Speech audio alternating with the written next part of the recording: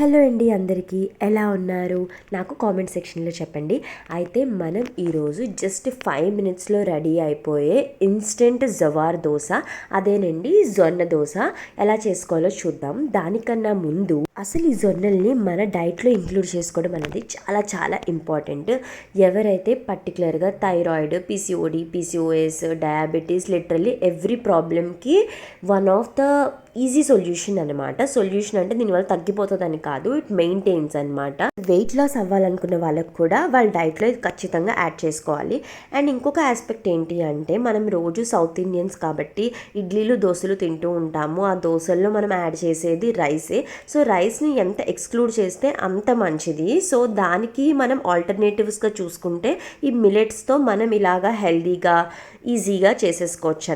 So ఇది ఎలా help చేస్తుందో నేను చెప్తాను. ఇందులో ఎక్కువ ఫైబర్ ఉండడం వల్ల సో మనకి ఈజీగా పొట్ట నిండిపోద్ది అనమాట. చాలాసేపటి వరకు ఆకలేయదు. సో ఎవరైతే వెయిట్ లాస్ అవ్వాలనుకుంటున్నారో వాళ్ళకి చాలా హెల్ప్ అవుతుంది. సో ఇప్పుడు రెసిపీలోకి వచ్చేద్దాం. మిగిలిన డీటెయిల్స్ మధ్యలో మాట్లాడుకుందాము. సో 1 కప్పు జొన్న పిండికి 1/3 కప్పు పెరుగు తీసుకోండి. సో 1 కప్పు నేను జొన్నపిండి వేసేసుకున్నాను అనమాట. ఇందులో నేను 1/3 కప్పు పెరుగు యాడ్ చేసుకుంటాను. అండ్ ఉప్పు మీకు తగినంత. నేను ఇక్కడ పింక్ సాల్ట్ తీసుకున్నాను. ఇందులో కాంప్లెక్స్ కార్బ్స్ ఉంటాయన్నమాట. సో డైజెషన్ స్లోగా అవుతుంది. సో దానివల్ల ఎవరికైతే డయాబెటీస్ ఉందో, పీసీఓడి, పీసీఓఎస్, థైరాయిడ్ వాళ్ళకి పర్ఫెక్ట్ అనమాట. సో ఈ 3 వేసిన తర్వాత వాటర్ తీసుకొని కంటిన్యూస్గా కొంచెంసేపు అలా కలుపుతూ ఉండాలన్నమాట. కన్సిస్టెన్సీ చూసుకోండి. మీకు దోశ ఎలా కావాలి అంటే, కొంతమందికి ఏమో క్రిస్పీగా సన్నంగా కావాలి. నా అలాంటి వాళ్ళకైతే కొంచెం మీడియం సైజులో ఉండాలి, మరీ సన్నంగా ఉండకూడదు. సో దాన్ని బట్టి కలుపుకోండి. ఎక్కువ క్రిస్పీనెస్ కావాలి అంటే కొంచెం వాటర్ ఎక్కువ యాడ్ చేసుకోండి. బట్ నా సజెషన్ ఏంటంటే, జోవార్ కదా, సో ఇది కొంచెం లైక్ మరీ వాటరీగా చేసేసుకోకండి. కొన్నిసార్లు అతుక్కుపోయి రావడం కొన్నిసార్లు కష్టమవుతుంది. సో నా కన్సిస్టెన్సీ అయితే ఇలా ఉన్నిందనమాట. మరీ థిక్గా కాకుండా మరీ థిన్గా కాకుండా. అండ్ మీరు ఒక పర్టికులర్ వెయిట్కి రీచ్ అయిపోయారు అనుకోండి, ఆ వెయిట్ని మేనేజ్ చేసుకోవడం కూడా చాలా కష్టమైన టాస్క్. తగ్గడమే కాదు, ఆ వెయిట్లో ఉండడం కూడా కష్టమే. సో జోవార్ మీరు తీసుకున్నారు అనుకోండి, దీనివల్ల ఏంటి అంటే ఇందాక నేను చెప్పినట్టు ఫైబర్ ఎక్కువ ఉండడం వల్ల మన వెయిట్ మేనేజ్మెంట్కి హెల్ప్ అవుతుంది. సో నేను ఇప్పుడు పెనం తీసుకొని ముందే ప్రీహీట్ చేసుకుంటున్నాను అనమాట. బాగా వేడెక్కాక అప్పుడు నేను చిన్న నెయ్యి దానికి రాసుకుంటాను.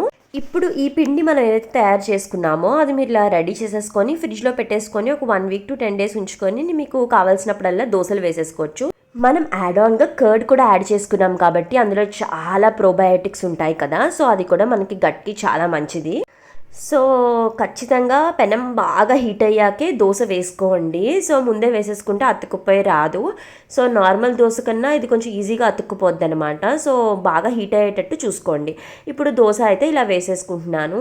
నేనైతే చెప్పాను కదా, నాకు మరీ సన్నంగా నచ్చదు. సో ఇలా మీడియం సైజులో వేసుకున్నాను అనమాట, చిన్న చిన్న దోశలు. ఇప్పుడు దానిపైన కొంచెం నెయ్యి అక్కడక్కడ జల్లుకుంటాను. ఏదో విత్తనాలు జల్లినట్టు నెయ్యి జల్లడం ఏంటి అనుకోకండి, అదే నెయ్యి రాసుకోవడం. ఇప్పుడు నెయ్యి పెట్టుకున్నాక ఇప్పుడు అసలైన ట్విస్ట్ ఇక్కడ వస్తుంది. ఇప్పుడు ఏంటి అంటే, ఈ దోశకి మనం ఖచ్చితంగా మూత పెట్టాలి. సో సిమ్లో పెట్టుకొని నేనైతే ఇప్పుడు మూత పెట్టుకుంటాను అనమాట. ఖచ్చితంగా సిమ్లోనే ఉండాలి అండ్ మూత పెట్టుకోండి. అందుకే మిలెట్స్ పైన ఉండే అభిప్రాయం ఏంటి అంటే, అబ్బాయి ఏం తింటాం అబ్బా, బోరింగ్, టేస్టీగా ఉండవు, ఈ రాగులు జొన్నలు ఏం తింటాము అని అనుకుంటారు. కానీ ఒకసారి అలవాటు అయితే కొంచెం ట్రస్ట్ మీ, ఇవి చాలా టేస్టీగా ఉంటాయి. అండ్ మనం గుర్తుంచుకోవాల్సిన ఇంకొక విషయం ఏంటి అంటే, అప్పట్లో ఇలాగా బియ్యం పిండితో చేసిన అట్లు ఇవి కాదండి, ఈ రాగులు జొన్నలు వీటితో చేసినవే తినేవారు మన పూర్వీకులు అనమాట. సో అందుకే వాళ్ళేమో అంత గట్టిగా హెల్తీగా ఉండేవారు. మనం ఇప్పుడు ఈ సింపుల్ ఈజీ ఫార్మ్ ఆఫ్ థింగ్స్కి అలవాటు పడిపోయి మనకి ఇవన్నీ కొంచెం కష్టంగా అనిపిస్తాయి. అలా అని చెప్పి వీక్లో 7 డేస్ మనం ఇలా రాగులు జొన్నలే తినాలని లేదు. కానీ ఇది మన పార్ట్ ఆఫ్ లైఫ్ స్టైల్గా చేసేసుకుంటే హెల్త్కి హెల్త్ వస్తుంది. మనకు దోశలు ఇడ్లీలు కూడా మనం తినచ్చు అనమాట. చూసే ఉంటారు కదా, మూత తీసి ఒక 2 మినిట్స్ తర్వాత దోశని ఇటు నుంచి అటు తిరిగేసేసి తర్వాత వెంటనే దించేసుకున్నాను. ఇది సెకండ్ దోశ బాగా వచ్చింది ఫస్ట్ దానికన్నా. నార్మల్గా కూడా అంతే, ఏదైనా ఫస్ట్ వేసింది బాగా రాదు, అదేంటో నాకు అర్థం కాదు. అంటే బాగానే వచ్చింది కానీ మరీ అంత చూడడానికి అందంగా రాలేదు ఫస్ట్ది. సెకండ్ది బాగుంది కదా.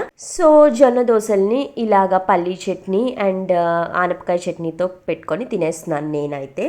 వీడియో ఉపయోగపడుతుంది అనిపిస్తే సబ్స్క్రైబ్.